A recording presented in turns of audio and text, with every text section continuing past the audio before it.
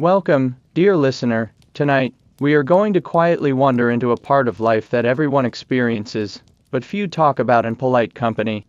We will explore the curious, often uncomfortable world of how people in ancient times survived without toilets. Before we had the luxury of porcelain thrones, sparkling flush mechanisms, and carefully designed sewage systems, our ancestors had to manage their most basic bodily functions in far simpler, and often far less pleasant, ways. Imagine a world without running water. No private bathrooms. No hand sanitizer waiting patiently by the sink. Just nature and the creative, sometimes desperate, solutions humans devised.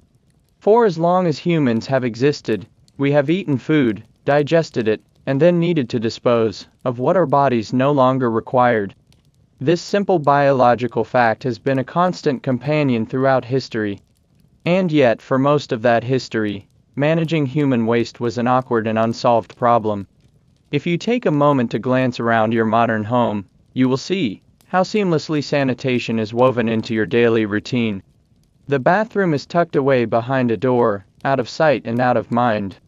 Water flows effortlessly with the twist of a handle. A flush removes the waste, carrying it far away through an invisible labyrinth of pipes. You barely think about it. But for the people of ancient times, every aspect of relieving oneself required thought, effort, and sometimes a great deal of discomfort. Sanitation was not just a matter of convenience. It was a question of survival, health, and daily struggle.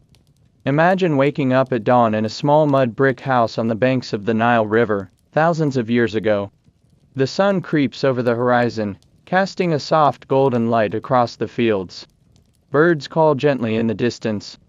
You stir from your sleep feeling nature's quiet nudge. But there is no cozy bathroom down the hall. No warm toilet seat waiting for you. Instead, you grab a simple clay pot, or you step outside to find a private corner somewhere beyond the dwelling. Perhaps behind a bush, or near the edge of a field, where others have also chosen to go before you. The act is not entirely private. There are risks of being seen, of encountering animals, or simply of enduring the discomfort of the weather. Now picture the bustling streets of ancient Rome. The city is alive with traders, merchants, and citizens moving through the busy thoroughfares. Somewhere, off to the side, there are public latrines, long stone benches with circular holes cut into them. These communal facilities offer a place to sit and relieve oneself, side by side with strangers. Privacy is a luxury, and hygiene is handled as best as knowledge and tools allow. For the vast majority of people across ancient civilizations, the disposal of waste was a daily reality, shaped by their environment, technology, and social customs. In some cultures, human waste was used as fertilizer. In others, it was gathered and dumped outside city walls, into rivers, or into pits. But always, the problem remained how to handle what the body leaves behind. The absence of toilets was more than just inconvenient. It affected the health of entire communities.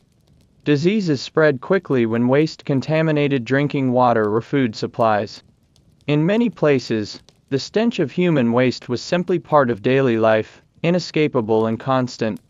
People learned to live with it, masking odors with herbs, perfumes, or simply growing accustomed to the smell. Sanitation workers, like the gong farmers of medieval Europe, emerged to handle the mess. Their jobs were hazardous and often despised, yet critical to maintaining even the most basic level of cleanliness in growing towns and cities. Religion also played a role. Certain rituals required people to cleanse themselves after relieving bodily needs. In some traditions, rules about where and how to relieve oneself were strictly outlined, providing a primitive form of public health management. The rich had slightly better accommodations, chamber pots made of metal, ceramic, or wood. Servants would empty these pots, sometimes tossing the contents into the streets below, or into cesspits that would need to be emptied periodically. Even kings and queens were not immune to the challenges of primitive sanitation. As populations grew, the problem worsened. Cities became crowded, and the disposal of waste became a logistical nightmare. Rivers, once sources of clean water, turned into open sewers. Epidemics flourished. Cholera, dysentery, and typhoid swept through communities with devastating consequences. Yet somehow, humanity endured. Generation after generation, people adapted, survived, and slowly learned better ways to manage sanitation. Through trial, error, and often tragedy, we eventually developed the systems we rely on today. In this series, we will quietly explore these ancient solutions, from the crude to the ingenious. We will visit the public latrines of Rome, the chamber pots of medieval castles, the ditches of medieval villages, and the innovative toilets of ancient Asia. We will meet the people who lived these experiences, from peasants to emperors, from gong farmers to architects. And as we wander through this sleepy tale of ancient sanitation, perhaps we will develop a deeper appreciation for the simple act of flushing a toilet in our own time. Now, settle in, let your mind drift gently through history, and allow the story to unfold slowly, one quiet fact at a time. Tomorrow, we will begin with humanity's very first attempts to solve the problem of waste, simple holes, clay pots, and the earliest latrines. As we gently drift forward in time, let us step quietly into the earliest chapters of human civilization. Here, in the soft glow of early morning fires, before empires rose and cities stretched skyward, people lived simply, close to nature.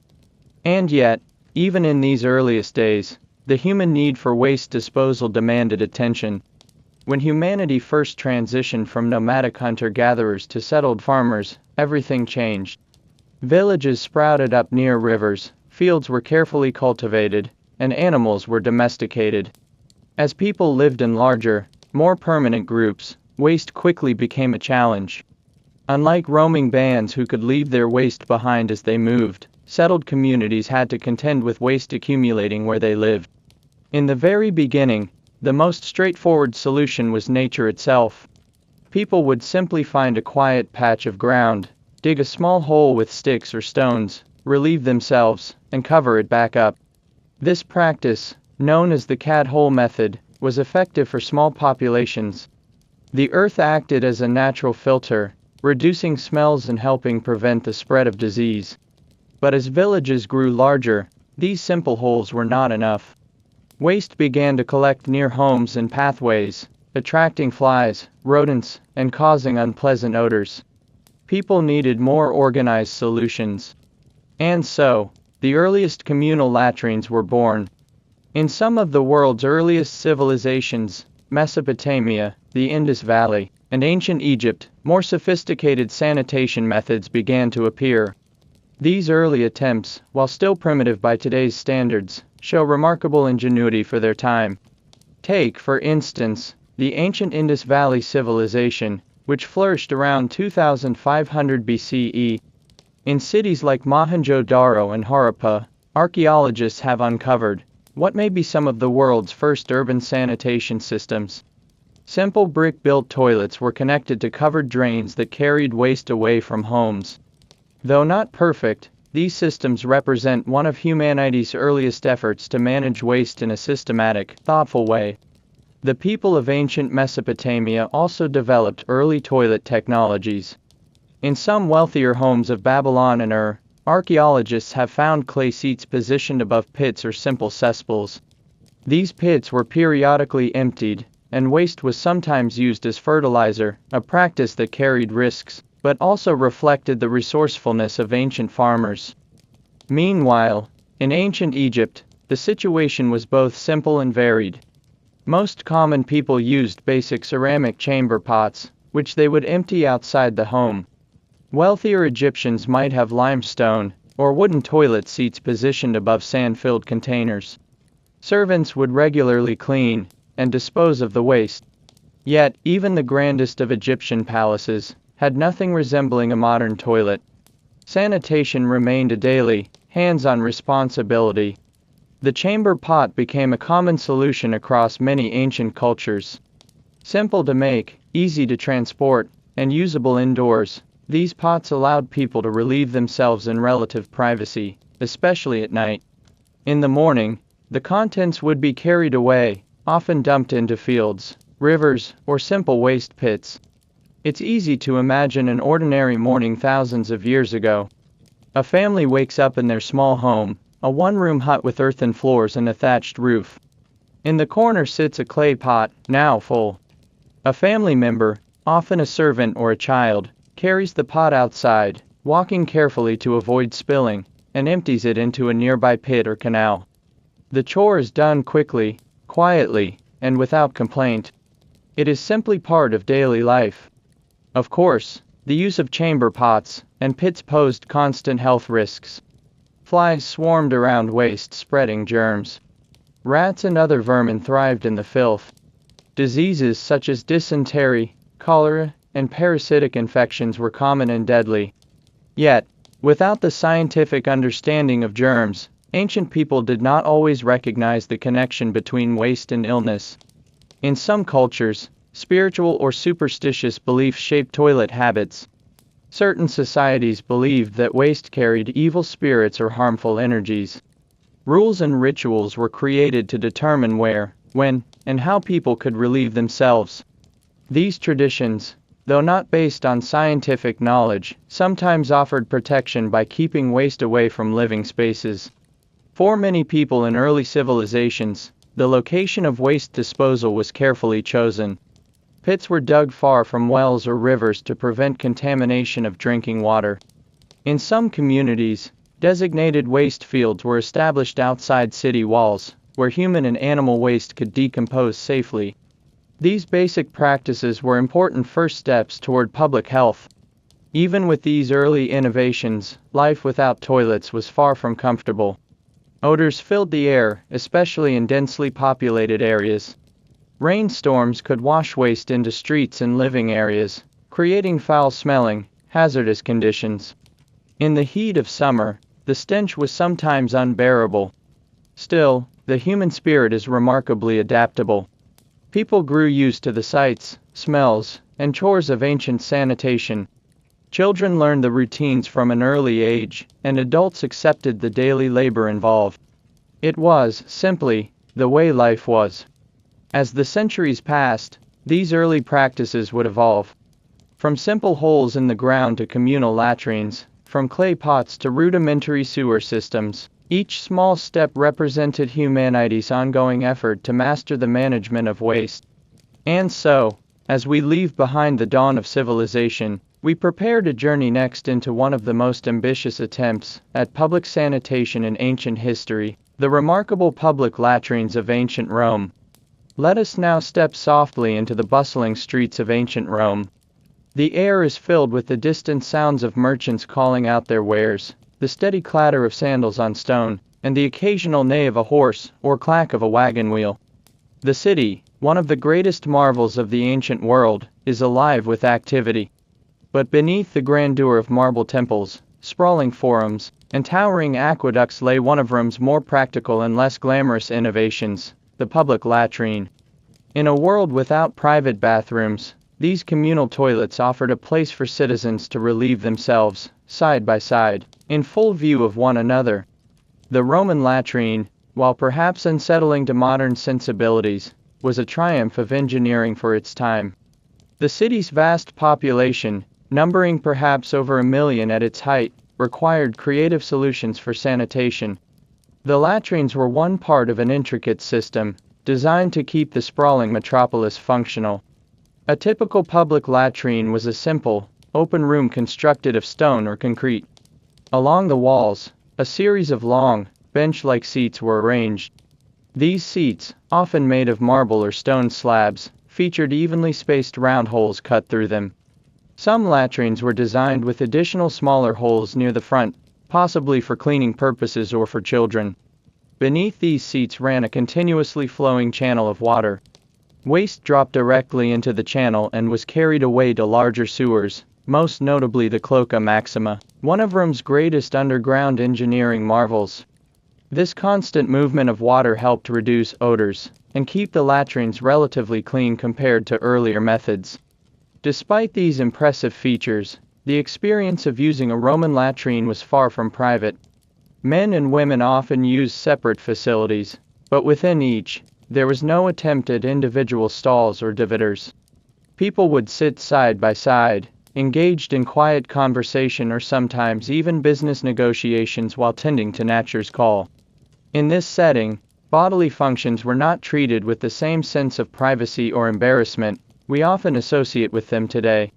For Romans, the latrine was simply another social space, a functional part of daily life that did not warrant secrecy. The absence of toilet paper presented its own challenges. Instead, Romans used a tool known as the tersorium. This was essentially a sponge attached to a stick, kept in a shallow water trough or bucket. After use, the sponge would be rinsed in the communal water before the next person used it. By modern standards, the idea of sharing a communal sponge might seem deeply unsanitary, and indeed, the risk of spreading disease was real. Yet for the Romans, it was an acceptable solution. The concept of germs, bacteria, and hygiene as we understand it today simply did not exist. The design of these latrines reflected not only practicality but also the Roman emphasis on public infrastructure. Access to clean water and sanitation was seen as a mark of civilization. The aqueducts that brought fresh water into the city also supplied the latrines, ensuring that waste was regularly flushed away. Still, the system was not without its problems. During floods or heavy rains, the sewers could overflow, spreading waste into the streets and lower homes. Rats and other vermin thrived in the moist, nutrient-rich tunnels below. The smells, while managed, never fully disappeared. There were even superstitions associated with the latrines. Some Romans believed that malevolent spirits called lemurs, or larvae could inhabit the dark spaces of the sewer system. Strange noises rising from the depths might have been enough to startle users, lending an eerie atmosphere to an otherwise mundane task. Interestingly, public latrines were not always free to use. In some cases, a small fee might be charged for access, particularly in more luxurious or well-maintained facilities. The Emperor Vespasian famously taxed the collection of urine from public latrines, giving rise to the phrase, "money does not stink," or, as the Romans said, pecunia non olet.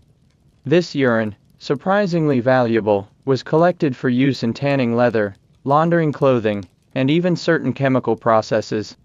It was, in a way, an early form of recycling, though one that might cause modern noses to wrinkle.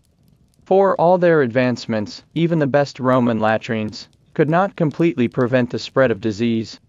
Waste disposal remained an ongoing challenge, particularly in poorer neighborhoods where private access to sanitation was rare. Yet, compared to many other ancient societies, Rome's system stood as a remarkable achievement. Imagine for a moment, sitting quietly in one of these stone chambers. The cool marble beneath you, the steady sound of trickling water below, the faint murmur of conversations nearby.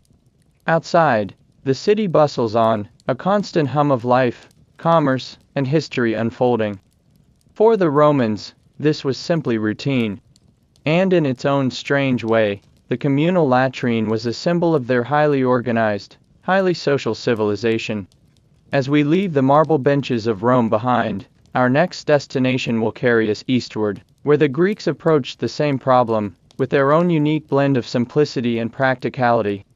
Now, let us softly walk along the sun-warmed streets of ancient Greece. The gentle breeze carries the scent of olive trees, sea salt, and freshly baked bread.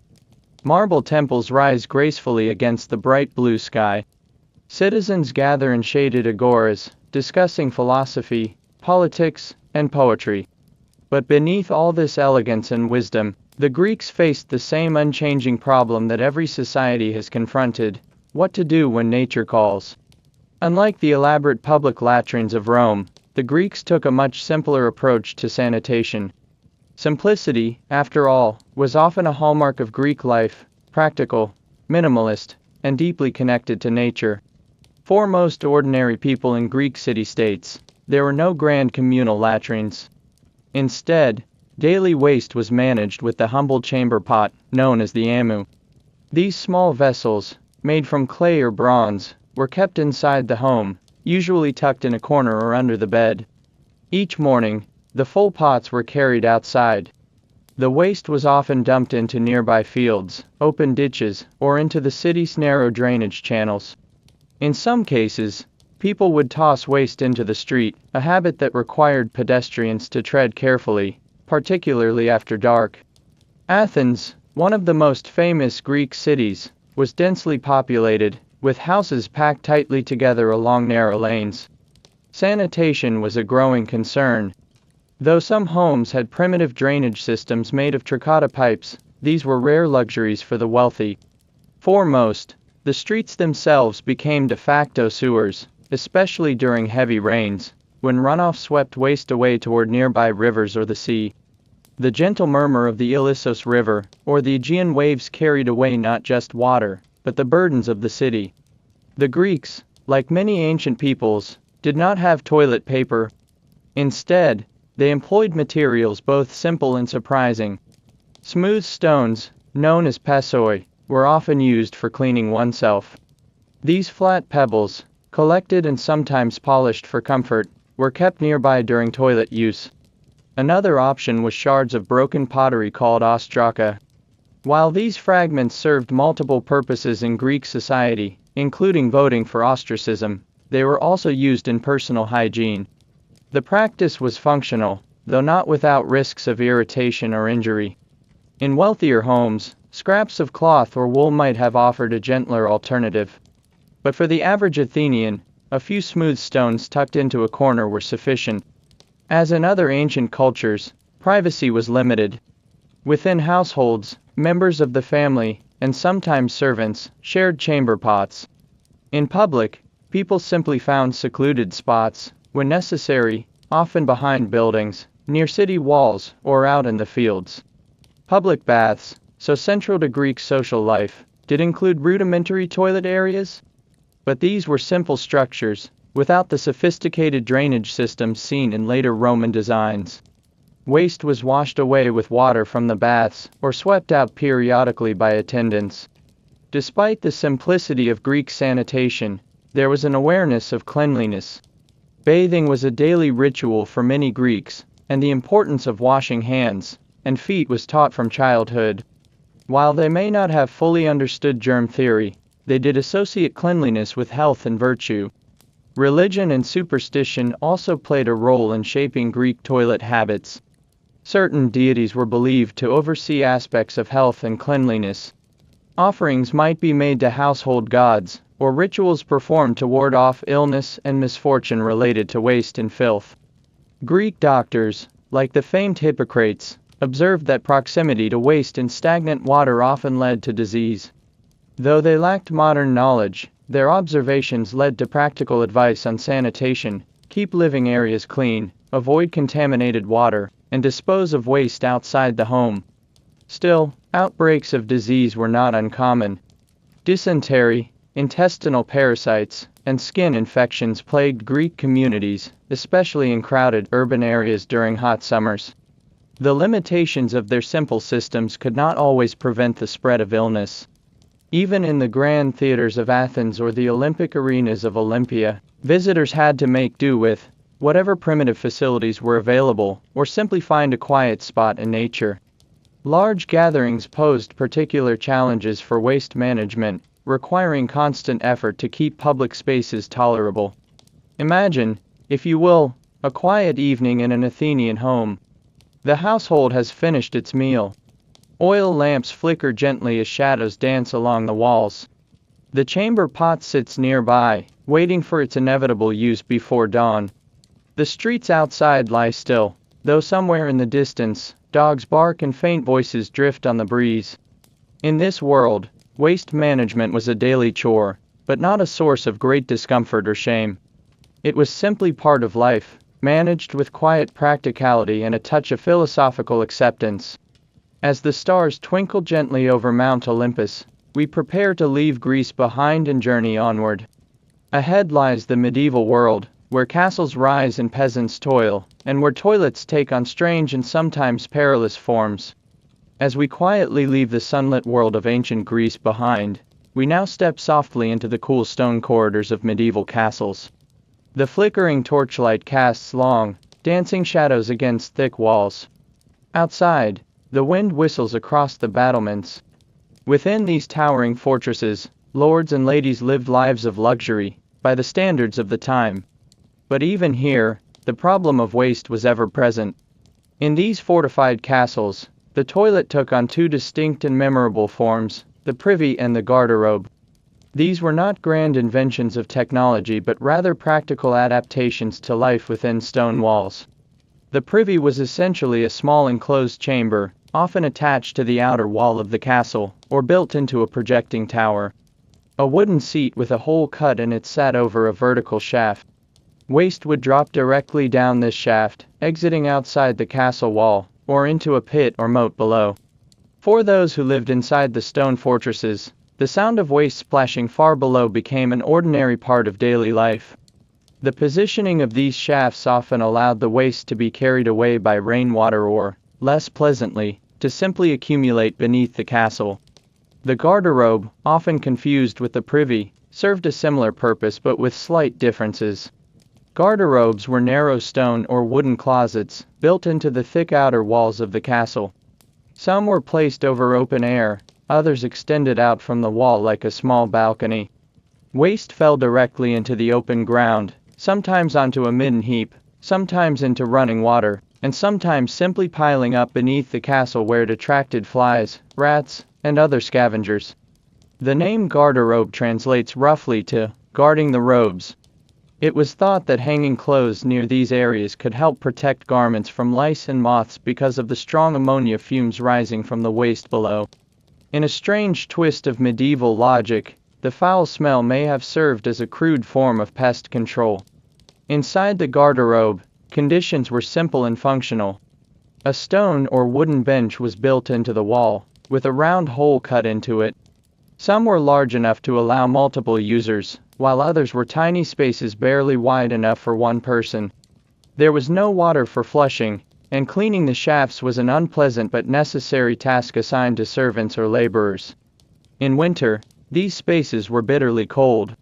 The stone walls retained the chill, and icy drafts swept through the openings.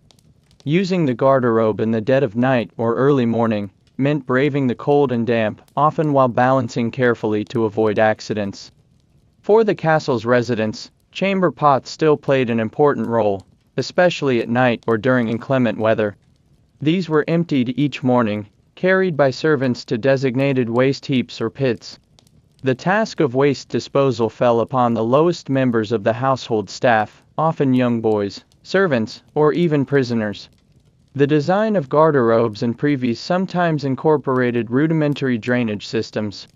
Channels might carry rainwater down the waste shafts to help flush the refuse away. Some castles even positioned their garderobes over rivers or streams, allowing flowing water to carry waste downstream, a practical solution, though one that could spread disease downstream.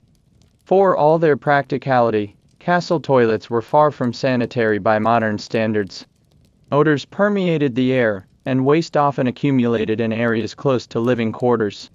Insects, rodents, and the constant risk of contamination were simply part of daily life.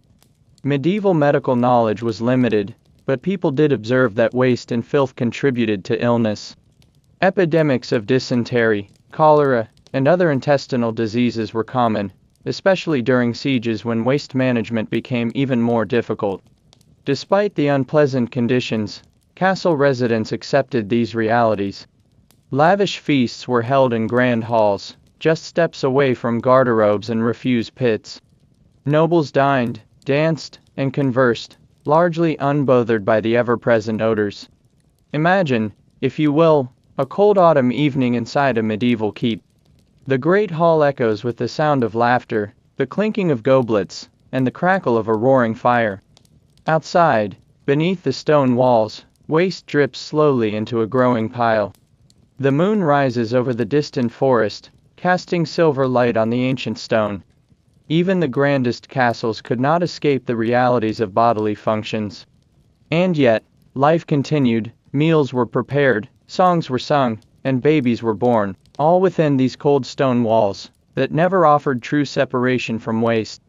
As we leave the medieval castles behind, our journey next carries us into the crowded, teeming streets of medieval cities, where the problem of sanitation grew even more complex and hazardous.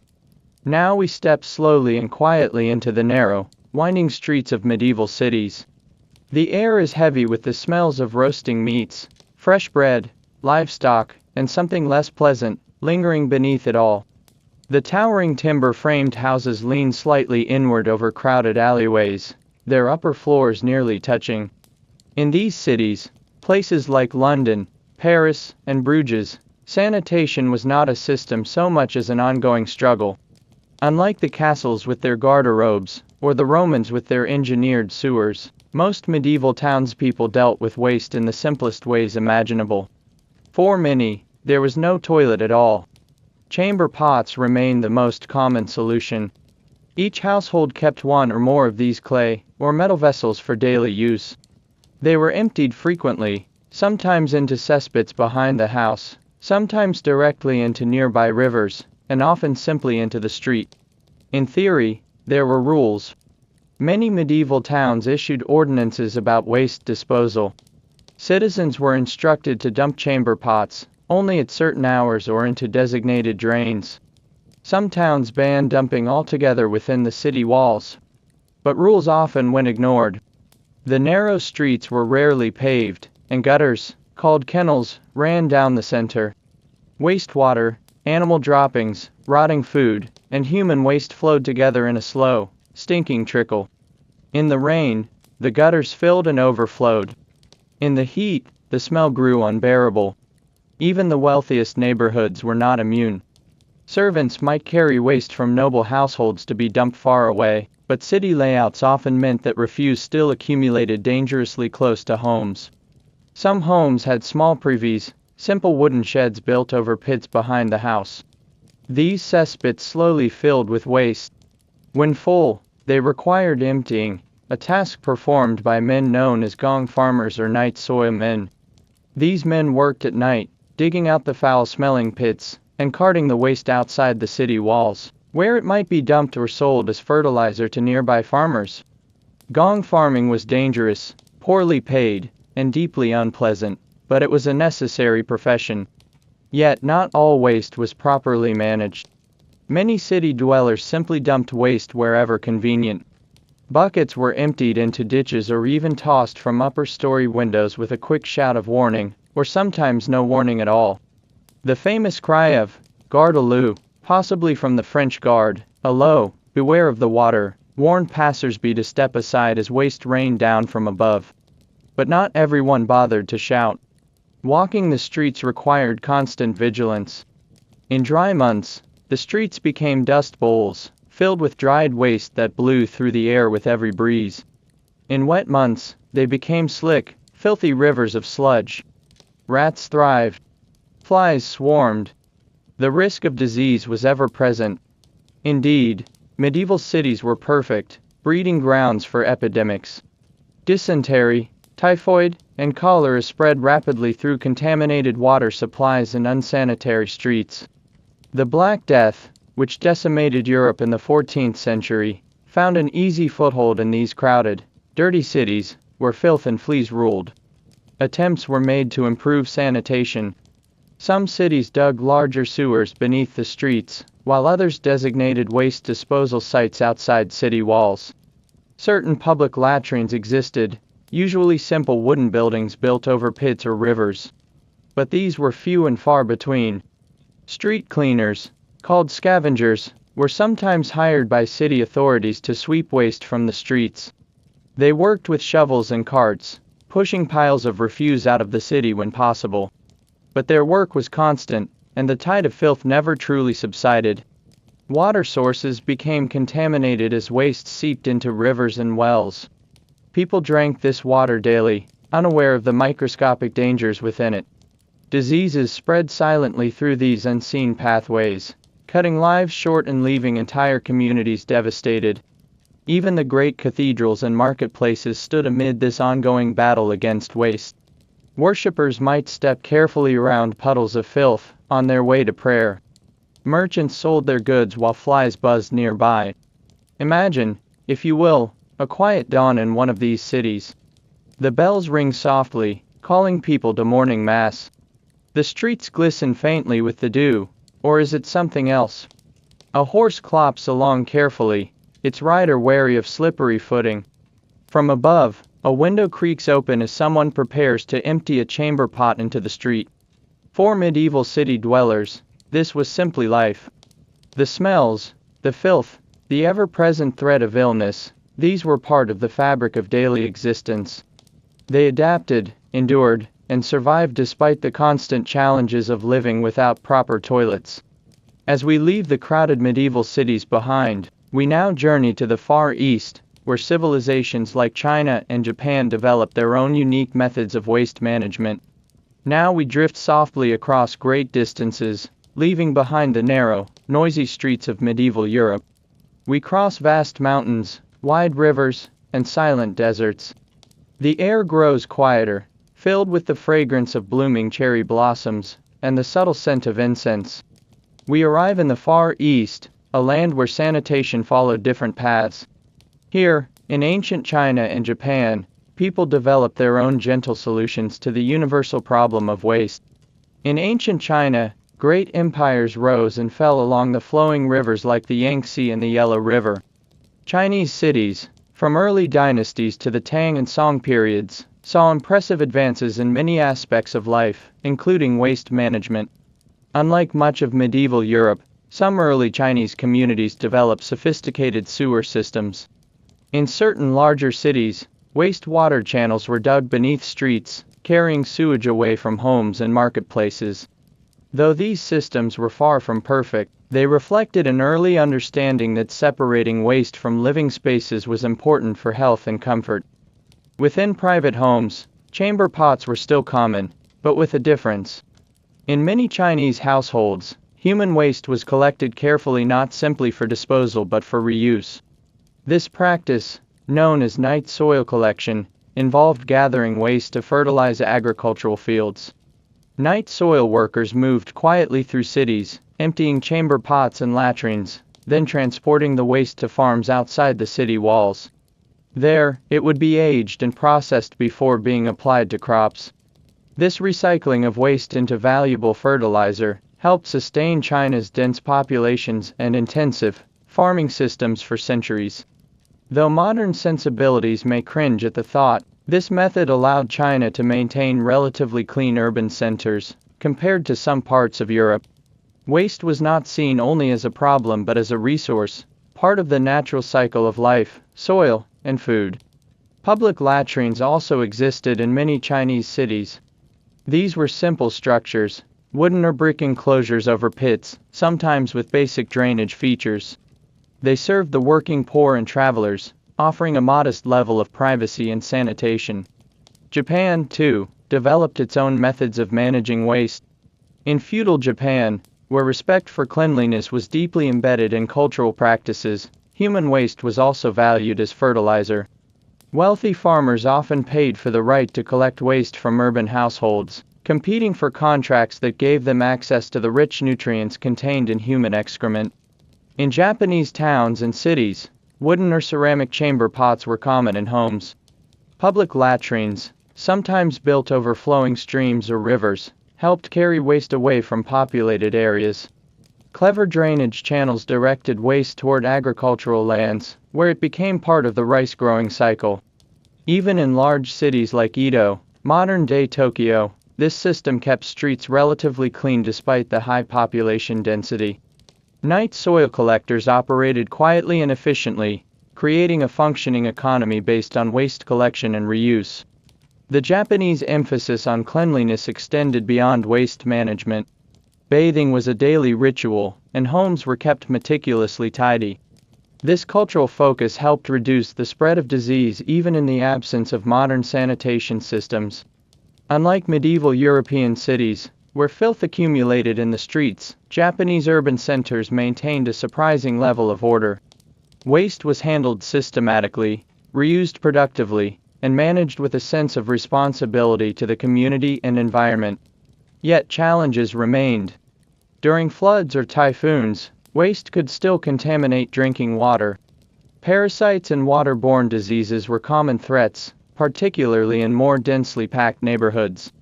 Still, Compared to many other ancient civilizations, China and Japan achieved a remarkable balance between population density, agricultural needs, and sanitation. Their practical, circular approach to waste management allowed their societies to flourish for generations. Now, as we leave the peaceful gardens, tea houses, and quiet rice paddies behind, we journey onward. Ahead lies the harsh wilderness, where nomadic tribes and remote villages faced the same problem, without the benefit of cities or systems. Now we drift quietly away from the busy cities and organized systems of the East. We cross great empty plains, wide deserts, and endless forests. Here, we find the nomads and remote tribes, people who lived close to nature, far from the comforts and complications of cities and castles. For these wandering peoples, sanitation was not a system. There were no stone privies, no wooden chamber pots, no bustling night soil collectors. Instead, nature itself became the toilet. Among the Mongol tribes, who roamed the vast steppes of Central Asia, life was mobile and practical.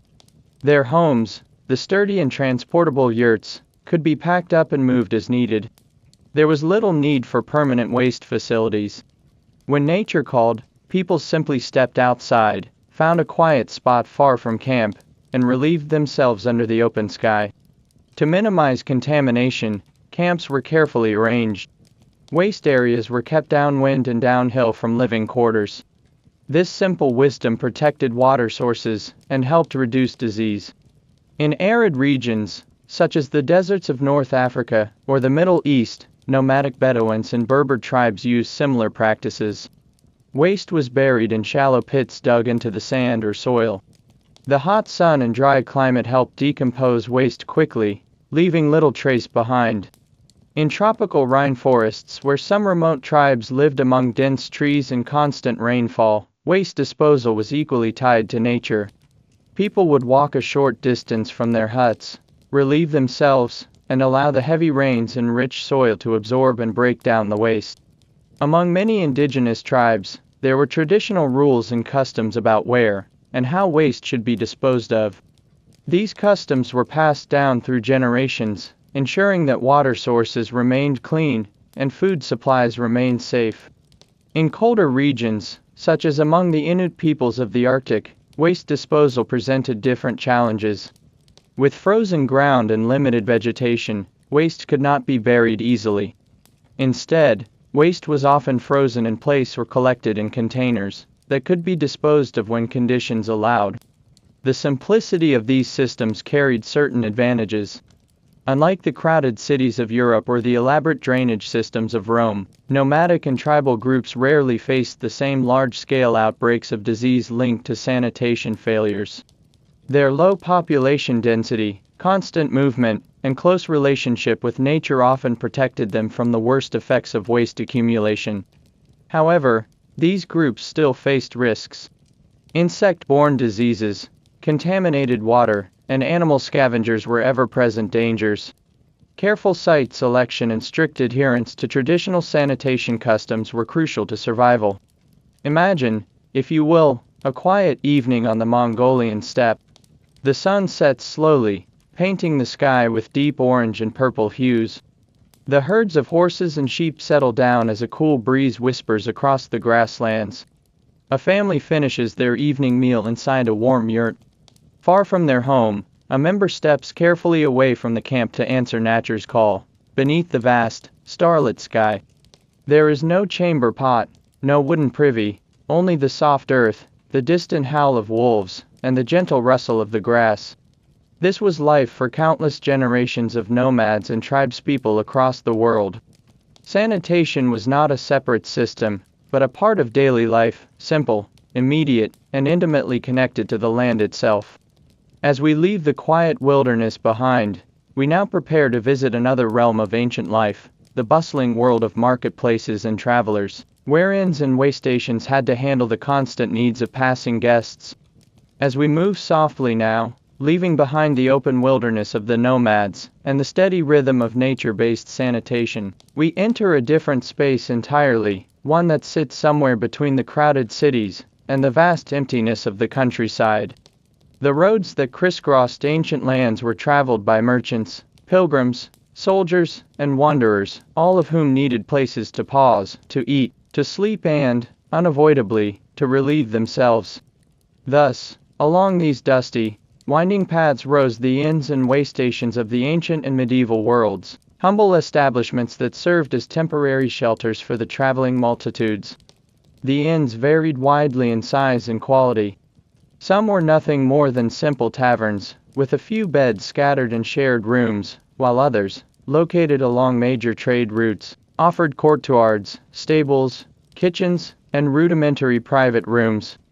Despite their differences, they all shared the same inescapable problem: how to handle human waste from dozens or even hundreds of passing visitors, many staying only for a night. And just like in the cities, the solutions they employed were simple, imperfect, and very much tied to the resources of their specific locations. For the most part, inns depended heavily on basic latrines. These were usually pit toilets, simple holes dug into the ground with wooden seats or planks placed over them.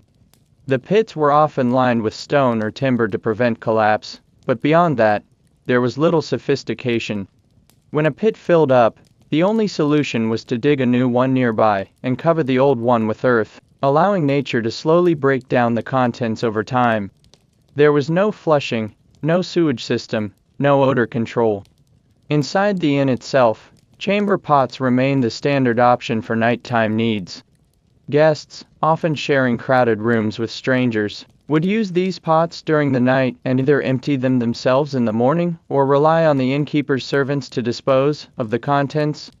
Disposal usually meant emptying the waste into the latrine pit, or if one was lazy or careless, tossing it into a nearby ditch or watercourse. In some larger inns, particularly those located along well-established trade routes like the Silk Road or the Roman network of roads, slightly more advanced systems could occasionally be found. Certain waystations might have rudimentary drainage channels carved into the earth or stone that helped direct waste away from sleeping areas, particularly if the inn was situated near a stream or river.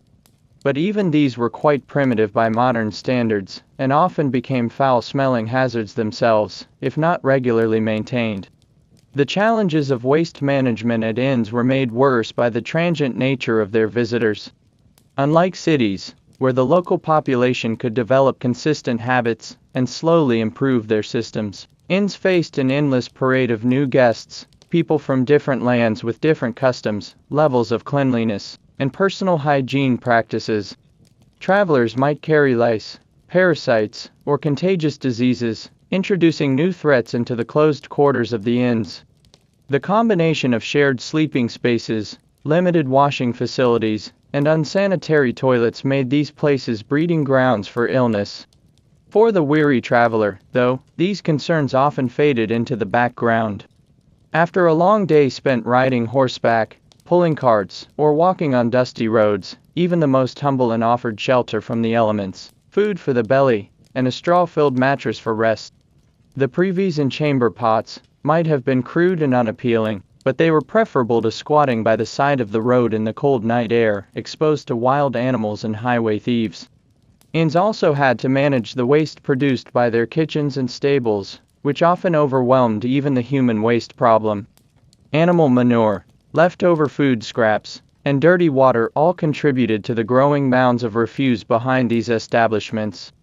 Some inns developed small midden heaps, carefully managed piles where waste was dumped, slowly rotting down into compost or simply being covered periodically to control odors.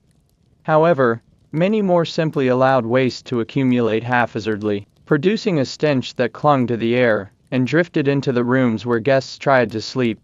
Despite all these discomforts, travelers continued to frequent these inns, for the roads themselves offered few alternatives. Bandits and dangerous animals stalked the darkened highways, and the threat of violent weather always loomed.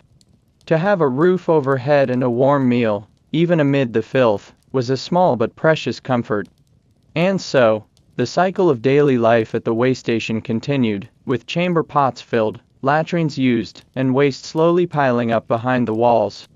As we leave the bustling courtyards and smoky kitchens of these inns behind, We now turn toward another corner of history, the grand religious spaces, where priests, monks, and nuns also faced the simple problem of where to go when nature called. Their solutions, like their lives, were governed by ritual, discipline, and quiet practicality. Let us walk quietly forward into the world of ancient monasteries and sacred temples. Now, we leave behind the busy inns and dusty roads, and step gently into the hushed, sacred spaces of monasteries and temples. Here, life moved at a slower, more deliberate pace, governed by the steady rhythm of prayer, work, and contemplation. Within these cloistered walls, where silence was cherished and discipline was the rule, the daily needs of the body, including the disposal of waste, were approached with a mixture of practicality, ritual, and sometimes even a surprising touch of ingenuity. Monasteries, particularly in medieval Europe, functioned almost like small, self-sufficient villages. The monks who lived within them followed strict schedules, often dictated by the rule of Saint Benedict or similar religious codes. These rules not only guided their prayers and labor but also extended into areas like cleanliness and hygiene. Monks were expected to maintain a certain level of bodily purity, as cleanliness was seen as a form of spiritual discipline. Unlike the crowded cities beyond their walls, monasteries often had the advantage of space and planning. Many were built near running water, streams, rivers, or springs, which provided not only drinking water, but also the opportunity for rudimentary sanitation systems. Monastic architects often channeled this water through the cloisters, creating small aqueducts that fed into kitchens, washrooms, and, importantly, the latrines. The monastic latrines, sometimes called rear doors, were often more advanced than anything found in nearby towns. These communal toilets were typically built along the outer edges of the monastery, sometimes overhanging a flowing stream or specially constructed drainage channel. Waste would drop directly into the water below and be carried away, reducing odors and the buildup of filth. It was a simple yet effective design that reflected both their understanding of sanitation and their desire to maintain an orderly, peaceful environment. Inside the latrines, stone or wooden benches were positioned over the drainage channels, with holes cut into them for use. These facilities could accommodate many monks at once, though privacy was minimal. The act of relieving oneself was not seen as something shameful, but simply another task in the rhythm of monastic life, a momentary break from work and prayer, performed with the same quiet efficiency as all their other duties. Monasteries often employed lay workers, or lower-ranking monks to maintain these latrines, ensuring that the water flowed freely, and that any blockages were cleared. The waste itself, depending on the location, might be carried downstream, absorbed into the soil, or sometimes collected for use as fertilizer in monastic gardens. Thus, even waste became part of the monastery's self-sustaining ecosystem. Religious spaces beyond Europe also developed their own approaches. In Buddhist monasteries across East Asia, for example, similar principles were applied. Cleanliness was deeply tied to spiritual purity, and careful attention was paid to where waste was deposited. Latrines were often simple structures positioned away from sleeping quarters and prayer halls, sometimes connected to small composting systems, where waste would be broken down and returned to the earth in an orderly manner. In Hindu temples and ashrams, ablution and purification were constant elements of religious practice. Water was revered not only as a cleansing agent, but as a sacred element itself. Temple complexes often included designated areas for relieving oneself, carefully separated from the sacred inner sanctums, so as not to defile the purity of the holy spaces. Even among the most ancient religious structures, evidence of thoughtful sanitation can be found. The great temple complexes of ancient Egypt included drainage channels and specially designated waste areas, while the sacred bathhouses of Mesopotamia offered places for ritual cleansing and bodily needs, again carefully segregated from the spaces used for worship. Throughout all these religious communities, waste management was not just a practical matter, but a deeply moral one. Cleanliness was tied to respect for the divine, for fellow worshippers, and for the sanctity of the human body itself. Even when their systems were primitive by modern standards, The guiding principles behind them often reflected a profound awareness of how sanitation, health, and spirituality were deeply connected. As we leave the peaceful monasteries and holy sanctuaries, our journey now carries us into another hidden part of history, the royal courts and palaces, where kings, queens, and emperors faced their own challenges in dealing with human waste, behind their grand, glittering facades. Let us proceed softly toward the great halls of power, where even the mighty had to answer nature's call. As we now drift into the towering halls of royal courts and majestic palaces, we find ourselves surrounded by silk banners, polished marble, and gold-leafed ceilings. The grandeur of kings and queens, emperors and sultans, offers an illusion of perfection, yet beneath all this glittering splendor, they too had to face the same humble needs of the human body. Even the most powerful rulers in history were not exempt from the daily demands of nature, and behind their carefully maintained images of dignity, systems had to be devised to manage their waste discreetly. In many medieval European castles, sanitation remained primitive, even for royalty. The most common feature was the garderobe, a private toilet chamber typically attached to the outer wall of the castle. A small stone or wooden seat with a hole cut into it allowed waste to drop straight down, often into a moat, cesspit, or simple chute that carried the waste away from the main living quarters. While this kept unpleasant smells somewhat at bay, the waste accumulated dangerously close to where people lived, and in warmer months, the odor could still seep back into the castle halls. The design of the garderobe was crude but practical. Some castles attempted to minimize smells by building vertical shafts that allowed waste to fall from upper floors directly into deep pits. Occasionally, lime was thrown into these pits to accelerate decomposition and reduce odor, but more often than not, maintenance was irregular, and pits overflowed or became breeding grounds for insects and rodents. Servants, known sometimes as gong farmers, or simply waste collectors, were responsible for the miserable task of cleaning these pits, often working under cover of night to avoid disturbing the noble residents. Despite these shortcomings, having a private garderobe was considered a significant luxury. Many courtiers, servants, and even minor nobles had no such access, and continued to rely on chamber pots or shared privies scattered throughout the palace grounds. Chamber pots, often made of ceramic, brass, or pewter, were placed beneath beds or kept discreetly behind curtains in personal chambers. In the morning, servants would collect and empty these pots, typically dumping the contents into larger cesspits or nearby streams. In some royal courts, a position known as the groom of the stool was created, a trusted servant whose sole duty was to assist the king during his private moments of defecation. While the task may sound humiliating today, the role actually conferred great influence and access, as the groom became one of the king's closest confidants, privy to both bodily functions and state secrets. The relationship was one of deep trust, and those who held the title often rose to considerable power behind the scenes. In grand palaces like Versailles, the situation was even more peculiar. Despite the palace's immense opulence, indoor plumbing was almost non-existent during its early years. Nobles attending the king might relieve themselves behind curtains, in stairwells, or in makeshift privies scattered throughout the grounds. Servants were dispatched constantly to clean chamber pots and remove waste, while perfumed sachets were placed in rooms to mask the lingering odors. The result was a strange contrast: magnificent ballrooms filled with jewels and perfumes, yet hiding the ever-present challenge of uncontained waste lurking just beyond view. Further east, in the grand courts of the Ottoman Empire, palatial complexes like Topkapi Palace demonstrated more advanced approaches. Here, some palace areas were equipped with rudimentary water-based latrines, where small streams carried waste away from living quarters. Yet, chamber pots and servants still played a major role, ensuring that waste was discreetly handled and removed.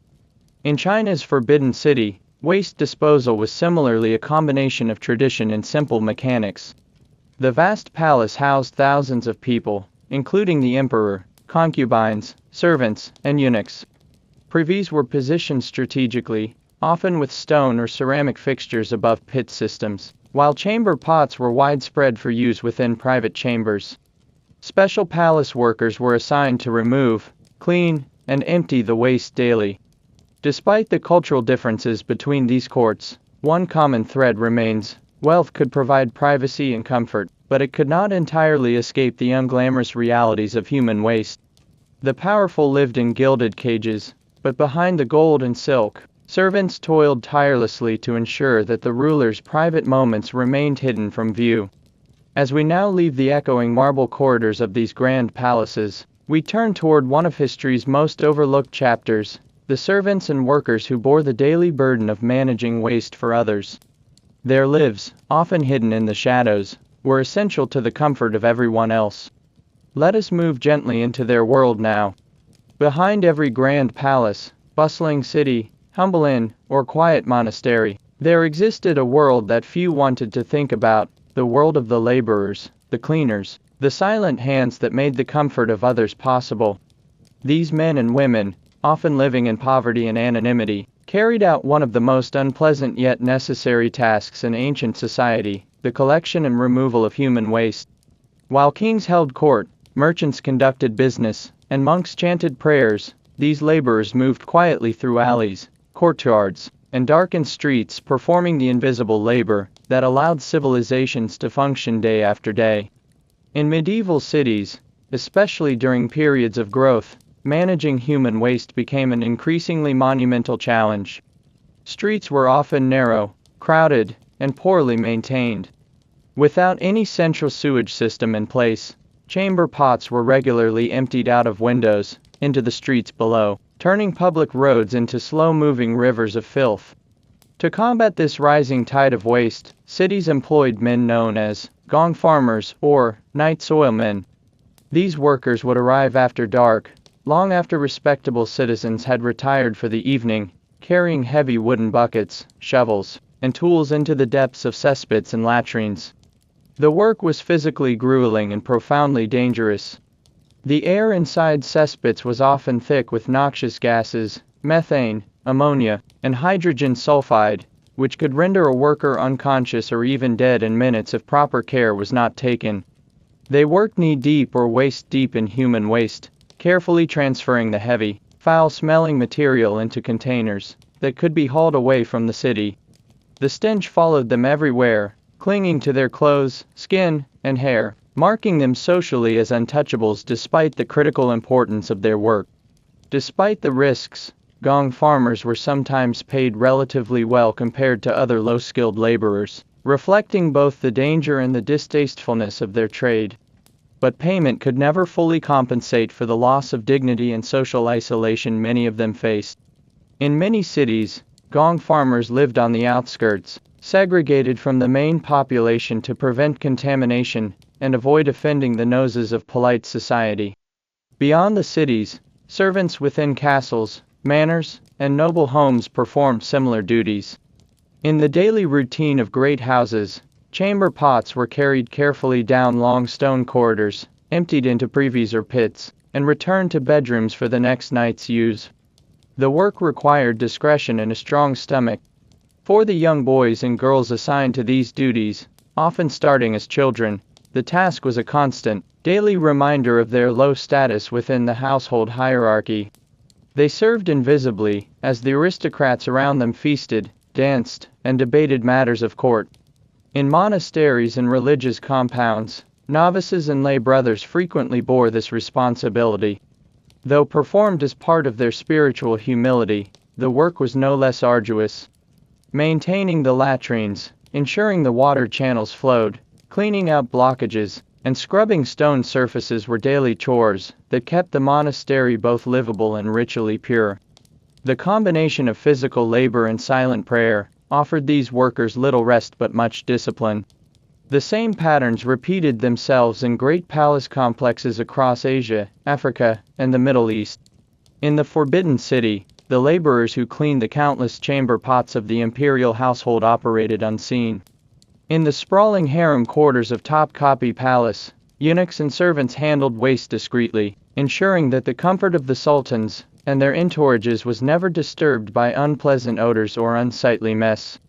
Their duties were crucial, yet their presence was rarely acknowledged, their identities forgotten by history. These waste handlers, whether called gong farmers, cesspool cleaners, or simply servants, formed the unsung backbone of ancient sanitation. Without their steady, thankless labor, cities would have drowned in filth, palaces would have stunk unbearably, and even the grandest cathedrals would have become uninhabitable. Their work prevented the spread of disease, maintained a semblance of hygiene, and allowed the machinery of society to keep turning, quietly, invisibly, and endlessly. As we gently leave this world of silent, invisible laborers, we prepare to explore how nature itself posed challenges to waste disposal, especially during times of floods, heavy rains, and natural disasters that overwhelmed even the most careful of human systems. Let us now walk slowly into nature's own disruptions. While most people in ancient times regarded waste as something foul to be hidden or removed, there were also those who saw opportunity buried beneath the filth. Long before the rise of modern recycling plants and sanitation industries, ancient communities developed surprisingly sophisticated methods to repurpose and reuse waste materials, including human excrement, transforming what was once seen as worthless into a valuable resource. In these early experiments with recycling, necessity and practicality often overcame disgust, creating systems that not only helped manage waste, but provided vital contributions to agriculture, industry, and even trade. One of the most widespread and enduring uses of human waste was as fertilizer.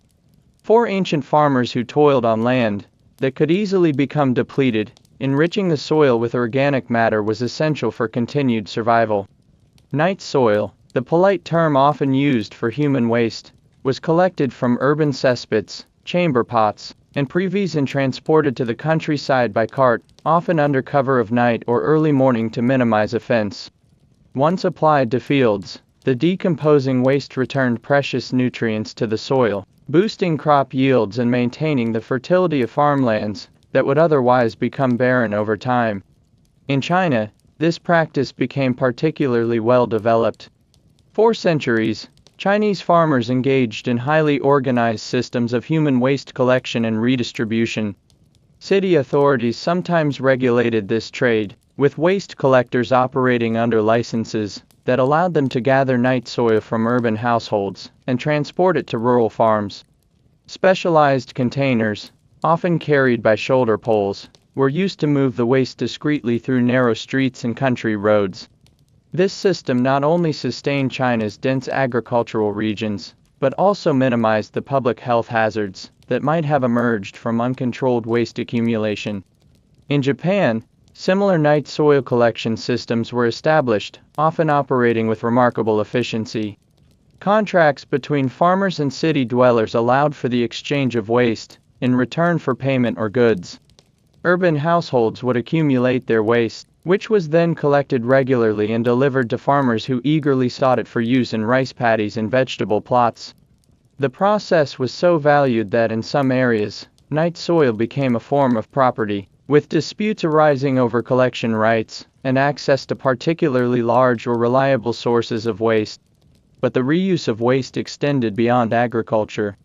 In parts of ancient Europe and the Middle East, dried animal dung, and occasionally even human waste, was used as a fuel source.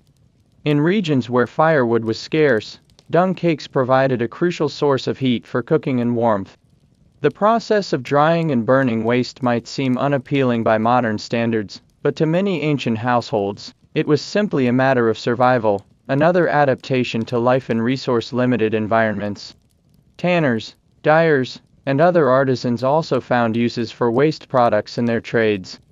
In medieval Europe, urine was highly prized by tanners for its ammonia content, which helped soften animal hides and prepare leather for crafting. Fuller's earth, used in textile production, often required the addition of urine during the cleaning and thickening of cloth, while some metal workers used certain waste materials in their refining processes. These industries created entire secondary economies around what most considered refuse, turning the byproducts of human life into the raw materials of skilled craftsmanship. Even within the sprawling cities of ancient Rome, waste was sometimes gathered and repurposed in unexpected ways. Ashes and organic refuse, mixed with excrement, were occasionally collected for composting, enriching the soil in suburban gardens and public parks. Builders might incorporate certain waste-derived materials into construction mixtures, and bathhouse workers sometimes used ashes from burned waste to maintain the cleanliness of their facilities. These modest forms of recycling helped reduce the sheer volume of waste that urban populations inevitably produced. At times, entire professions emerged around the collection and management of these recyclable waste materials. In the crowded alleys of medieval cities, ragpickers, scavengers, and waste merchants roamed daily, seeking valuable scraps of cloth, metal, bone, or organic matter that could be sold to artisans and farmers. Though often viewed with disdain by polite society, these waste workers formed the foundation of early recycling economies, ensuring that even the filthiest refuse found its place in the web of commerce. Through these quiet, practical efforts, ancient societies demonstrated a remarkable capacity to adapt to their own limitations. Long before the emergence of environmental movements or modern sustainability campaigns, they recognized, out of sheer necessity, that waste could not always be discarded without consequence. Instead, they transformed it into something useful, closing the loop between consumption and disposal, even if their methods were crude and imperfect by today's standards. As we leave behind this world of waste-turned-resource, we prepare to approach the final chapter in our long and gentle journey, a reflection on how all these varied practices laid the fragile foundation for modern sanitation systems as humanity slowly, painfully learned from its ancient struggles. Let us walk softly into this final reflection. As we near the close of our long, meandering journey through the ancient world of waste, it becomes clear that the story of sanitation is not merely one of filth and discomfort but also one of slow, steady learning. Across centuries and continents, humanity struggled, often blindly, to manage the basic yet universal need to dispose of waste. Mistakes were made. Disasters occurred. But through it all, each trial, each tragedy, and each modest success planted seeds of understanding that would, in time, blossom into the complex sanitation systems we know today. In the earliest days, people did what was simplest. They relieved themselves wherever they could, often outdoors, with little thought for the consequences. The first latrines, pits, and cesspools offered some improvement, but as populations grew, so too did the magnitude of the problem. Urban centers became overwhelmed, their narrow streets filled with refuse. The first lessons were hard ones, that waste, when not properly managed, did not simply disappear, but instead seeped back into daily life, bringing disease and death in its wake. Over time, societies experimented with new approaches. The builders of Mohenjo-daro devised early drains and covered sewers, suggesting an instinctive grasp of separation between waste and water. The Romans constructed grand aqueducts and underground sewer systems like the Cloaca Maxima, recognizing that moving waste away from dense populations could reduce disease, even if they did not fully understand the microscopic reasons why. In China, the careful collection of night soil and its reuse in agriculture revealed an early sense of sustainability that balanced sanitation with resource management. Medieval Europe, by contrast, lagged for centuries, its crowded cities and crude waste removal systems struggling to keep up with growing populations. Epidemics, most notably the Black Death, swept through unclean streets, forcing communities to confront the deadly consequences of poor sanitation. In these moments of crisis, new efforts slowly emerged, regulations limiting where waste could be dumped, the creation of rudimentary waste collection guilds, and the gradual development of early public health ordinances. The Industrial Revolution accelerated these lessons. As cities swelled to unprecedented sizes, the old systems collapsed under the weight of modern urbanization. Rivers became choked with waste, and outbreaks of cholera and typhoid became common. Yet, even as disaster struck, science was quietly catching up. The discovery of bacteria and the acceptance of germ theory in the 19th century fundamentally changed humanity's understanding of disease transmission. Suddenly, the connection between sanitation and health was no longer a matter of superstition but one of science. Pioneers like Sir Edwin Chadwick, in Britain, led public health reforms, that saw the construction of vast sewer networks, clean water supplies, and systematic waste removal services. Engineers designed intricate underground labyrinths of pipes that would carry waste far from the city, discharging it safely into rivers or treatment facilities far downstream. For the first time, entire populations could live in close quarters without drowning in their own waste, or succumbing to its diseases on a massive scale. The evolution continued into the 20th century with the development of modern sewage treatment plants. No longer was waste simply flushed away unseen, it was now filtered, chemically treated, and rendered safe before being returned to the environment. Innovations in water purification, waste recycling, and environmental protection further refined these systems, creating sanitation networks that previous generations could scarcely have imagined. Yet, even as we reflect on this progress, the echoes of the ancient world remain. The basic challenges, how to safely contain, transport, and process human waste, are still with us. In many parts of the world today, billions still live without access to modern toilets or sewage treatment, relying instead on pit latrines, open defecation, or makeshift sanitation systems not so different from those used thousands of years ago. For these communities, the lessons of history continue to play out daily, as they struggle with the same forces of nature, poverty, and public health that confronted their ancestors. In a way, the story of sanitation is deeply human, a reflection of our constant balancing act between nature's demands and our own ingenuity. It is a tale of slow discovery, of trial and error, of adapting to a reality that no one can avoid. And as we have wandered together through the winding paths of this history, we see that even the lowliest aspects of daily life hold within them lessons of resilience, creativity, and persistence. Now, as we prepare to bring this story gently to a close, we step softly into the final part of our journey, a quiet reflection on what it truly meant, and still means, to survive without toilets, in a world where nature is both our greatest provider and our most unpredictable challenge. As we reach the quiet conclusion of this long and gentle exploration, let us pause for a moment and consider the immense span of human life, lived without the simple comfort of a modern toilet. For the overwhelming majority of our species' existence, the act of relieving oneself was not a private, hygienic ritual behind a locked bathroom door, but rather an unavoidable, often public negotiation with nature, necessity, and circumstance. It was shaped by geography, limited by technology, and always shadowed by the ever-present threat of disease, odor, and discomfort. The toilet, as we now know it, is a relatively new invention, an almost miraculous blending of plumbing, chemistry, engineering, and public policy. But before its arrival, entire civilizations had to improvise endlessly, crafting countless variations of pits, pots, trenches, riverside perches, and precarious outhouses. Some managed these systems with remarkable ingenuity, while others endured centuries of filth, illness, and misery. The rhythms of daily life were dictated not only by the sun and the seasons, but also by the practical need to find, maintain, or avoid the spaces where waste accumulated.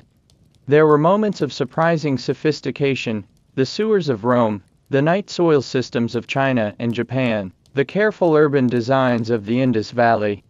But these were exceptions, fragile islands of progress within a vast sea of human struggle. For most people, especially the poor, managing waste remained a personal burden. Servants carried chamber pots down cold stone stairs. Laborers shoveled cesspits under moonlight. Farmers applied human waste to fields, seeing in it the hope of better harvests rather than the danger of unseen pathogens. And always, nature loomed. The rains that turned streets into open sewers, the floods that filled homes with filth, the fires and earthquakes that released ancient waste buried below. These events reminded everyone that their fragile systems of management were temporary at best. No matter how carefully they dug their pits or built their outhouses, nature's forces would always return to scatter what they tried so hard to contain. What stands out most, perhaps, is the quiet endurance of it all. The men and women who lived through these conditions did not simply despair. They adapted. They organized collections, built dikes, bargained for better collection routes, argued over cesspool locations, and, slowly, painfully, learned. Bit by bit, century by century, they moved toward safer, cleaner, more sustainable ways of dealing with their most basic needs. Today, as we turn a tap and flush a toilet without a second thought, we stand at the distant peak of that long climb. But in many corners of the world, that climb continues. Billions still live as their ancient ancestors did, struggling with inadequate sanitation, exposed to diseases that modern plumbing has rendered almost invisible to others. The story of sanitation remains unfinished, both a triumph of human ingenuity and a reminder of how fragile that triumph can be. So as you drift now into rest, consider the simple miracle that surrounds you, the clean water, the quiet drains, the unseen pipes that whisk waste far away. Behind that quiet convenience lies a history of labor, suffering, innovation, and patient progress. A story written in pits and privies, in floods and cesspits, in servants and scavengers, and in the enduring, humble effort to bring a bit more comfort into daily life. And now, with the story told, let your mind settle. The world without toilets fades softly into the distance, its struggles and triumphs gently resting like a calm sea beneath the moon. Sleep, knowing that even in history's most uncomfortable moments, there is a quiet rhythm of resilience, always guiding humanity forward. In the ancient world, the act of bathing was not the universal daily routine that we know today. For the majority of people throughout history, regular bathing was a distant luxury, often too expensive, too complicated, or too dangerous to be part of daily life. But for the wealthy elite, the emperors, kings, noble families, and merchant princes, bathing was one of many indulgences that signaled their status far above that of common people. Their rare access to private bathing spaces allowed them to enjoy what others could not: clean, warm water, perfumed soaps, and an almost ritualistic process of self-care that was both a statement of privilege and a fleeting comfort in a world dominated by dirt, disease, and discomfort. In ancient Rome, the wealthiest citizens sometimes built elaborate private baths within their villas. These private baths were modeled after the grand public thermae, but were scaled down for personal use. Heated floors, known as hypocausts, allowed warm air to circulate beneath the marble or tile surfaces, keeping the water and air pleasantly warm even in colder months. Slaves worked tirelessly behind the scenes, stoking fires, filling pools, and preparing the rooms for their master's comfort. The wealthy could move between pools of varying temperatures, cauldrons for hot baths, tepidariums for lukewarm soaks, and frigidariums for cold plunges, all without having to share space with the noisy crowds of the public bathhouses. The materials used for these private baths spoke volumes about the wealth of their owners. Floors of polished marble gleamed under flickering oil lamps, while ornate mosaics depicting mythological scenes lined the walls and ceilings. Bronze taps and silver fittings were not uncommon in the wealthiest homes, and perfumes from distant lands might be added to the water to enhance the experience. Exotic oils and rare ointments imported from Egypt, Arabia, or India were used to moisturize the skin after bathing, giving the elite an experience of cleanliness that was far removed from the simple rinsing of the common folk. For rulers and emperors, these baths were more than mere comfort, they were instruments of political power. In the courts of Persian Shahs and Ottoman sultans, baths were incorporated into palatial complexes, used not only for personal hygiene, but for private meetings, negotiations, and intimate gatherings. The warmth of the water, the fragrance of burning incense, and the isolation from the outside world provided a perfect backdrop for secretive conversations and political maneuvering. In these spaces, important alliances might be forged, conspiracies whispered, and royal edicts decided, all while soaking in pools of perfumed water. In Byzantium, the eastern continuation of the Roman Empire, the wealthy similarly embraced the art of bathing. Aristocrats built luxurious bathing chambers within their urban palaces, often with elaborate plumbing systems that connected to aqueduct-fed cisterns. Heated marble benches and decorative fountains added to the sensory experience, while servants ensured that fresh water was always available. Even as public baths remained common for the general population, The aristocracy increasingly sought the privacy and exclusivity of their personal baths, separating themselves from the masses and reinforcing their superior social position. The preparation and maintenance of these private bathing spaces were labor-intensive affairs, requiring a small army of servants and laborers to function smoothly. Water had to be drawn or channeled, fires constantly monitored to heat the air and water, and bathing vessels cleaned thoroughly after each use. Special attendants were tasked with massaging their masters, applying scented oils, and gently scraping the skin with strigils to remove dead skin and dirt. The presence of these attendants added an element of ritual and luxury to the process, further enhancing the sense of privilege that bathing represented for the rich. Perfumes played an essential role in these private bathing rituals. The wealthy sought out fragrant oils and perfumes made from rare ingredients like frankincense, myrrh, rose petals, and exotic spices. These costly substances not only masked any lingering odors, but also signaled wealth and refinement. In some royal courts, specific fragrances were reserved for the highest-ranking individuals, creating a scented hierarchy that mirrored the social one. The sweet aroma that followed a nobleman after a bath was as much a mark of distinction as his fine robes and jewelry. In many cultures, bathing for the rich also extended into the spiritual and ceremonial realms. In ancient Egypt, priests were required to bathe multiple times a day as part of their religious duties, using specially consecrated water. Pharaohs and high officials followed similar practices, blending physical cleanliness with ritual purity. The act of bathing thus became not just a hygienic necessity but a sacred rite, reaffirming one's place within both the divine order and the earthly social hierarchy. Despite their luxuries, even the rich were not entirely free from the risks and challenges of bathing. Plumbing systems, where they existed, were prone to failure, and heating water required constant vigilance to prevent fires or accidents. Slaves and servants who managed these systems often worked in dangerous, hot, and damp conditions, facing the threat of burns, respiratory problems, and exhaustion. The luxury of one class rested, as so often in history, upon the suffering and labor of another. In colder climates, maintaining private baths was even more difficult. The nobility of medieval Europe often bathed far less frequently than their Roman predecessors, largely due to the impracticality of heating large quantities of water in drafty castles and manor houses. Instead, they relied on sponge baths, scented cloths, and frequent changes of linen to maintain a semblance of cleanliness. When full baths were taken, they involved large wooden tubs lined with cloth, placed near roaring fires to keep the water warm. Heated stones or metal containers might be placed in the tub to extend the warmth, but the water cooled quickly, making long soaks impractical. In Renaissance Italy and France, however, some of the wealthiest nobles revived the tradition of elaborate bathing.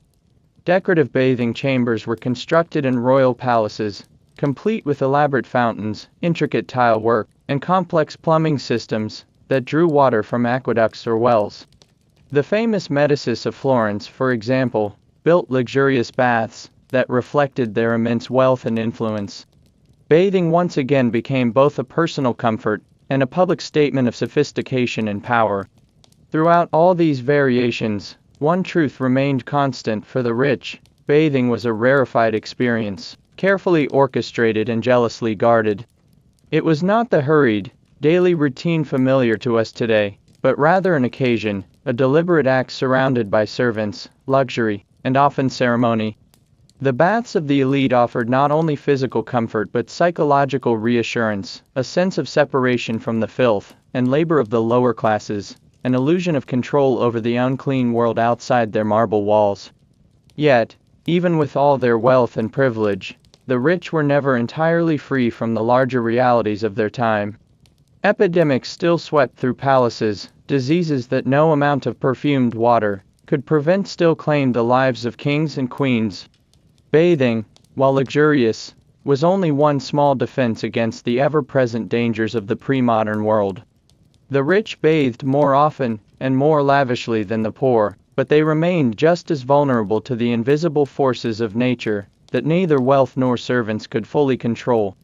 And so, As the warm waters cooled and the perfumed vapors faded, even the most powerful rulers were gently reminded of their place in the grand and humbling flow of history. The rare luxury of bathing stood as both a comfort and a fragile shield, one that, despite its elegance, could never fully guard against the realities of life in ancient times. Throughout much of the ancient and medieval world, bathing was not solely a private affair, reserved for the secluded chambers of the rich. For many societies, the act of bathing was deeply communal, woven into the very fabric of daily life. In these places, bathhouses served not only as centers of hygiene but also as vital hubs for social interaction, political discussion, and cultural exchange. They were places where strangers became acquaintances, where merchants negotiated deals, where philosophers debated ideas, and where friends and enemies alike submerged themselves in the same warm waters. Perhaps no civilization embraced communal bathing more thoroughly than ancient Rome. In Roman cities, vast public bathhouses, or thermae, dominated urban landscapes, offering an elaborate ritual of cleanliness to citizens of all classes. These grand complexes, often financed by emperors or wealthy patrons, showcased the engineering brilliance of Roman society. Massive aqueducts funneled fresh water into the city, feeding enormous reservoirs that supplied the baths. Heated floors warmed the air and water through sophisticated hypocaust systems, allowing bathers to enjoy comfortably warm environments even in the heart of winter.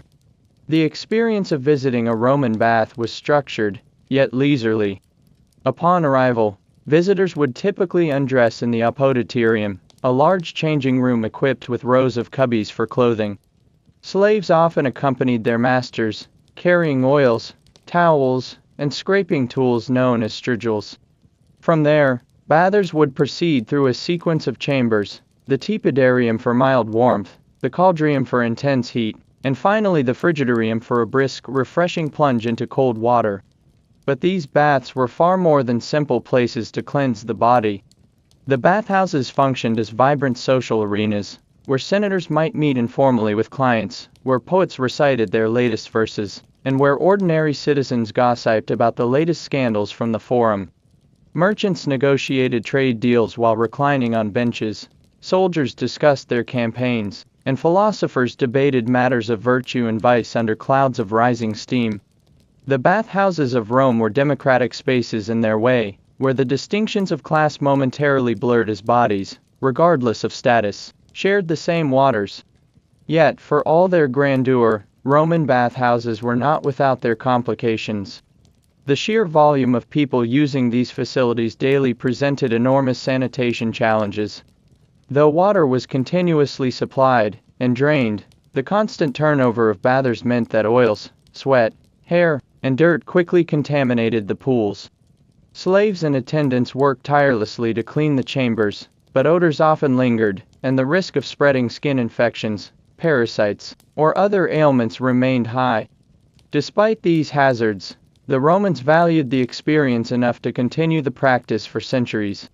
Far to the east, communal bathing also flourished in Islamic societies, where hammams became centers of both cleanliness and spiritual purification.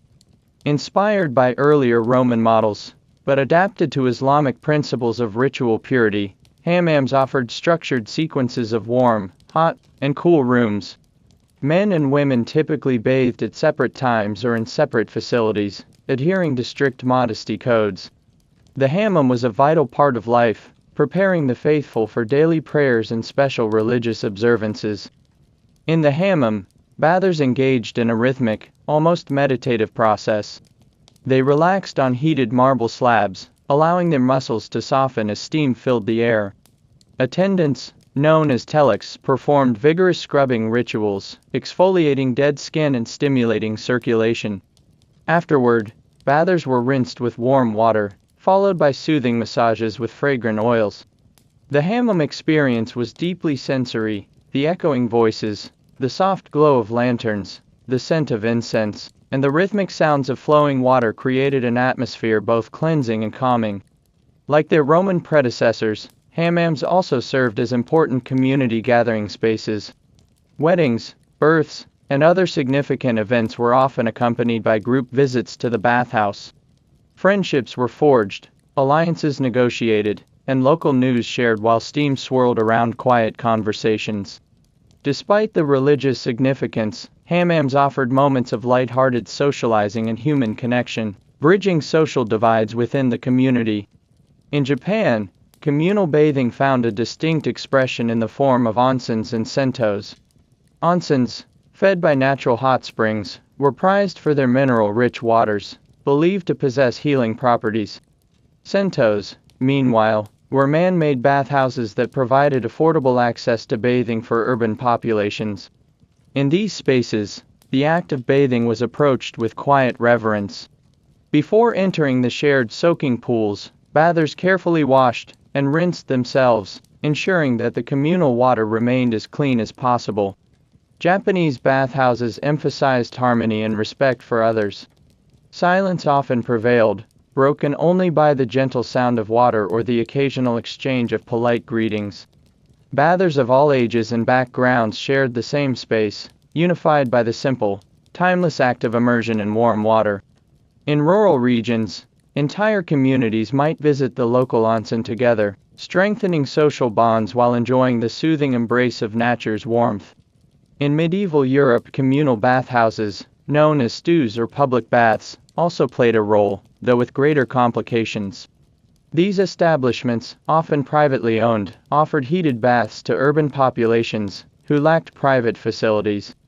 Patrons paid small fees for access to shared tubs or heated rooms, sometimes with the added services of food, drink, and even entertainment. Bathhouses became places where people not only washed, but ate, drank, played music, and socialized. However, European bathhouses increasingly gained reputations for vice and immorality. Many were associated with illicit activities, including gambling, prostitution, and drunkenness.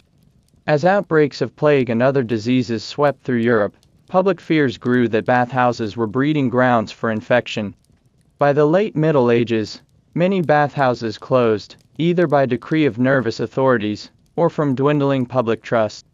The decline of communal bathing in Europe marked a turning point, leading to long periods where personal hygiene was neglected or approached with suspicion. The challenges of maintaining sanitary conditions in communal bathhouses were immense across all cultures. Water had to be constantly replenished, and surfaces scrubbed clean. Yet, even the most diligent efforts often fell short in preventing the spread of infections such as ringworm, lice, and scabies. In some instances, bath attendants unknowingly carried germs from one client to another on shared scrubbing tools or towels. The very act of sharing a warm, moist environment with dozens of others created a perfect setting for microbial life to flourish. Despite these risks, the cultural importance of communal bathing endured. In societies where private baths were unattainable for most people, the shared bathhouse offered a rare opportunity for warmth, cleanliness, and community. The bathhouse was often the only place where the poor could enjoy hot water, where lonely elders could find companionship, and where weary laborers could ease their aching muscles. In this way, communal bathhouses provided not just physical cleansing, but emotional and social comfort as well. Bathhouses also became spaces where cultural norms and taboos were both reinforced and gently relaxed. In many Islamic hammams, for example, female-only hours allowed women a rare chance to socialize freely outside the rigid confines of public life. In Japanese onsens, complete nudity among strangers became a normalized aspect of bathing, promoting a sense of equality and humility. These customs, deeply rooted in tradition, created safe, predictable environments where people could momentarily set aside the burdens of social roles and simply exist together. Yet, for all their beauty and community value, communal bathhouses have largely faded in much of the modern world. The rise of indoor plumbing, private bathrooms, and affordable hot water gradually diminished the need for shared bathing spaces. Today, communal baths persist in certain regions and cultures, often more as treasured traditions or luxury experiences than as everyday necessities. Modern spa resorts, wellness centers, and historic bathhouses now cater to those seeking relaxation, rather than fulfilling basic hygiene needs. As we reflect on the long history of communal bathing, we see more than just an evolution of cleanliness. We witness the deeply human need for connection, the desire to gather, share stories, and find comfort in the company of others. Whether in the marble halls of Roman thermae, the steamy chambers of Ottoman hammams, or the serene pools of Japanese onsens, people have always sought both warmth for their bodies and companionship for their souls. And so, as the steam softly rises and fades into the air, we gently close this chapter of our journey, knowing that even in the simple act of bathing, there is a quiet, ancient story of humanity coming together, one bath at a time. While kings bathed in marble chambers, and merchants soaked in the heated waters of communal bathhouses, the vast majority of people throughout history, the peasants, laborers, farmers, and servants, lived in a world where bathing was far from routine. For these common people, cleanliness was a struggle against nature, poverty, and the many limitations of their environment. Bathing was rarely a daily habit, seldom a weekly one, and often reserved only for special occasions or emergencies. The daily lives of peasants were ruled by hard labor, whether tilling the fields, tending livestock, chopping wood, or hauling goods. Sweat and dirt clung to their skin from morning until night, as physical exertion in fields or workshops left their bodies coated with dust, grime, and the filth of the outdoors. In many rural communities, access to clean water was limited to what was nearby, streams, rivers, or occasionally shallow wells dug into the earth. Even when water was available, using it for bathing was often seen as wasteful, better reserved for drinking, cooking, or irrigating crops. When peasants did bathe, it was frequently done in rivers or streams.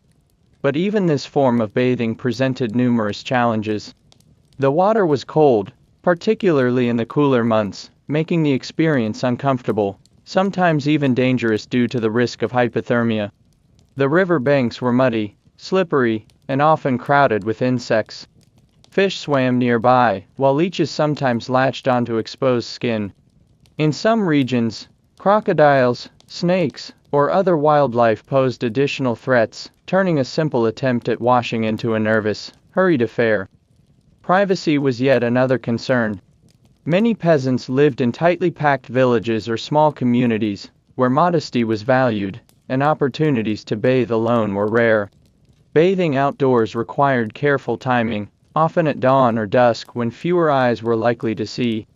In some societies, men and women bathed separately, in others, entire families might bathe together out of necessity, blurring the lines between modesty and practicality. Soap, as we know it today, was a luxury item. The poor often relied on simple alternatives for cleaning themselves, coarse sand or ashes for scrubbing, herbal rinses made from boiled plants, or simply vigorous rubbing with rough cloth. In some places, animal fats were combined with wood ash to create crude forms of lye soap, but these were harsh on the skin, and often reserved for laundry rather than personal washing. The smell of sweat, earth, and smoke was an ordinary part of daily life, accepted by all because it was shared by all. Seasonal changes heavily influenced bathing habits. During warm summers, peasants might bathe more often, taking advantage of flowing water and the heat of the sun. In winter, however, bathing became an infrequent event. The cold made undressing outdoors unbearable, and the effort required to heat water indoors was substantial. Peasants might resort to simple sponge baths, dipping cloths into warmed water and wiping down exposed areas of the body while remaining mostly dressed. Full immersions were rare and often avoided entirely during harsh seasons. Even when peasants did heat water for bathing, it was typically done in large iron or wooden tubs brought indoors. Filling such tubs was laborious, requiring repeated trips to a well or river, followed by the arduous task of heating bucket after bucket over open fires. Once the water was finally prepared, families often bathed in succession, the father first, followed by the mother, and then the children in turn.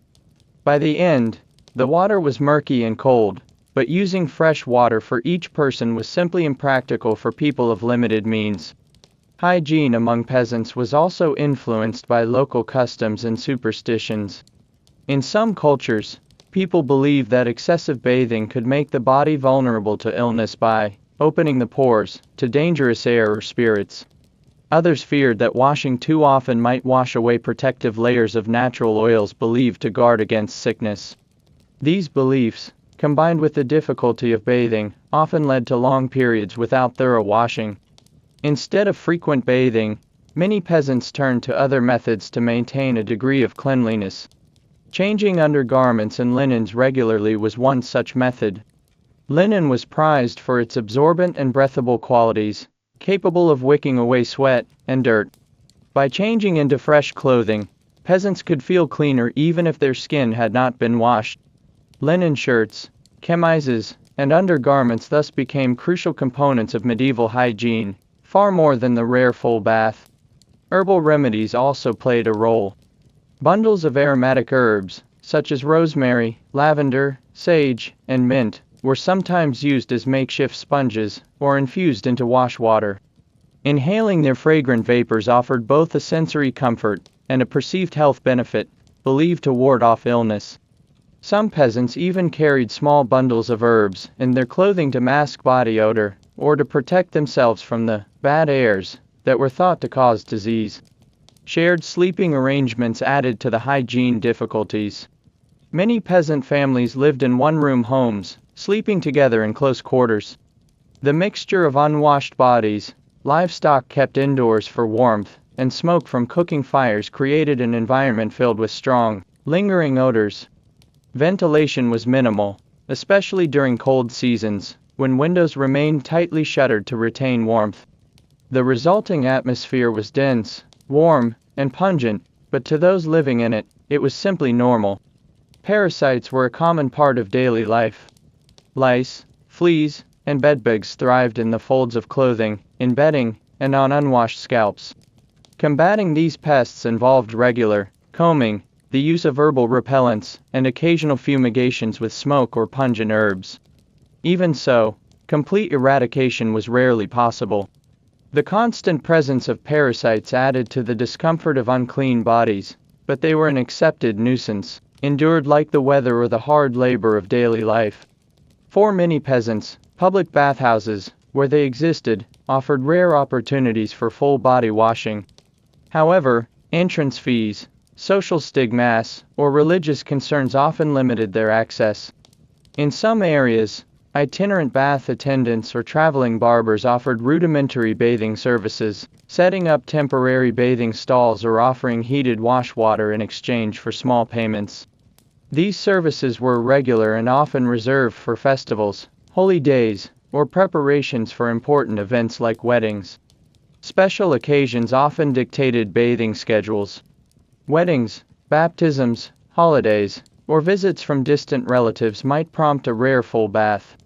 Villagers would assist one another in gathering water, heating it, and preparing makeshift bathing spaces. These moments became almost ceremonial, blending cleanliness with celebration and a temporary departure from daily hardship. Despite these challenges, peasants adapted as best they could, developing routines and customs that fit their circumstances. They accepted the limits of their environment, the scarcity of resources, and the burdens of poverty with quiet resilience. For them, cleanliness was not a daily achievement but an occasional triumph, reached only through careful planning, cooperation, and effort. And so, while the great halls of marble bathhouses glittered in distant cities, the common people bathed under open skies, in muddy streams, or beside flickering hearth fires, wrapped in the ancient struggle to balance necessity with possibility. Their story is one of patience, endurance, and the quiet dignity of making do with what little they had. In the world of the peasants, every bath was not simply an act of hygiene but a small, hard-won victory against the dirt and labor that filled their lives.